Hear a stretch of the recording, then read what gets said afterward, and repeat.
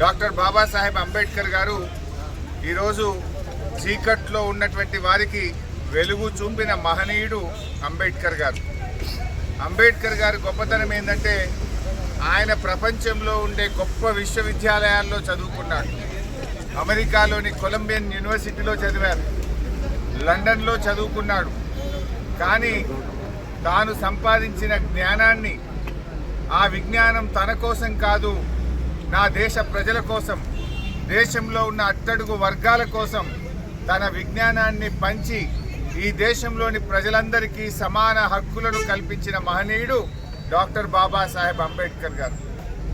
ఈ సమాజంలో మహిళలకు, కార్మికులకు, దళిత గిరిజనులకు, అన్ని వర్గాలకు కూడా ఈరోజు వెలుగు నింపిండు. అందరికీ సమాన హక్కులు ఈ దేశంలో పొందుతున్నామంటే అది అంబేద్కర్ గారి వల్లే అని చెప్పుకోక తప్పదు.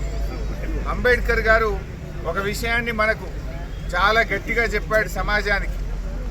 చదవండి, బోధించండి, సమీకరించండి, పోరాడండి అనేటువంటి మంత్రాన్ని మనకు అందించాడు. దాన్ని ముందుకు తీసుకుపోవాల్సిన బాధ్యత ఈరోజు విజ్ఞానవంతులు, మేధావులు, యువతరం మీద ఉన్నది. ఎందుకంటే చదువు లేకపోతే ఆ జీవితం లేదు, విజ్ఞానమే మనకు ముఖ్యం అని చెప్పి అంబేద్కర్ గారు చెప్పారు. అందువల్ల పిల్లల్ని బాగా చదివించండి, చదువుకున్న వారు మరి బోధించండి, సమీకరించండి, సమాన హక్కుల కోసం ఎక్కడైనా వివక్ష జరిగితే దానికోసం పోరాడండి అనేటువంటి ఒక మంత్రాన్ని అంబేద్కర్ గారు అందించారు. అంబేద్కర్ జయంతి జరుపుకోవడం అంటే పూలదండలు వేయడం కాదు, అంబేద్కర్ సిద్ధాంతాన్ని ముందుకు తీసుకుపోవడం, అంబేద్కర్ ఆశయాలను కొనసాగించడం, అంబేద్కర్ బాటలో నడవడమే ఆయనకు నిజమైనటువంటి నివాళి, ఆయన యొక్క నిజమైనటువంటి జన్మదిన వేడుకలు జరుపుకోవడం అని చెప్పి నేను ఈ సందర్భంగా చెప్పదలుచుకున్నాను. నిజంగా ఇవాళ తెలంగాణ రాష్ట్రం వచ్చిందంటే కూడా అది డాక్టర్ బాబాసాహెబ్ అంబేద్కర్ దయ అని చెప్పుకోక తప్పదు. ఆనాడు రాజ్యాంగం రాసేటప్పుడు కొంతమంది ఆ రాజ్యాంగ కమిటీలో ఉన్నటువంటి వాళ్ళు, ఆ రాజ్యాంగ సభలో చర్చ జరిగితే మెజారిటీ ఒప్పుకుంటేనే రాష్ట్రం ఇవ్వాలి అన్నారు.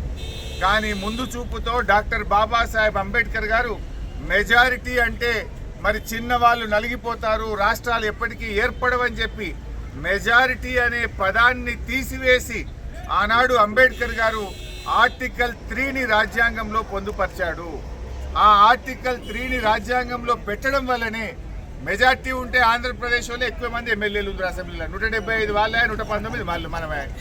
మెజార్టీ అనే పదం ఆ రోజు గిట్ట రాజ్యాంగంలో పెడితే తెలంగాణ ఎప్పటికి కాకపో, వాళ్ళు 175 మంది ఉందరు, మనం 119 ఉందాం. దాన్ని ఆయన ముందు చూపుతో ఆలోచించి మెజారిటీ పదాన్ని తీసేసి రాజ్యాంగంలో ఆర్టికల్ 3ను పొందుపరిచిన మహనీయుడు డాక్టర్ బాబాసాహెబ్ అంబేద్కర్.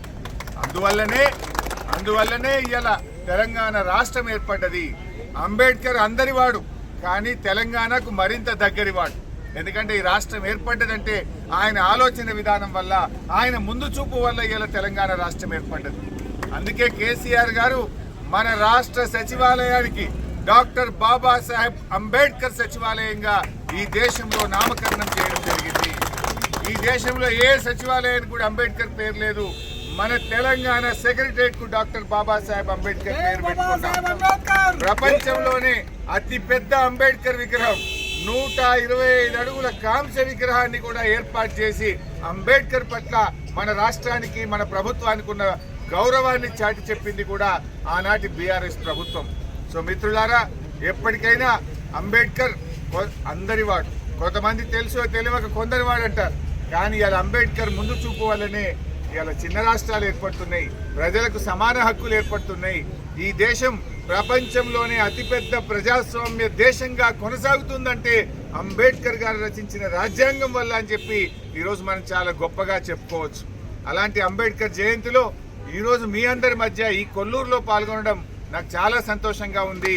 మీ అందరికీ కూడా పేరు పేరున శుభాకాంక్షలు తెలియజేస్తూ జై భీమ్.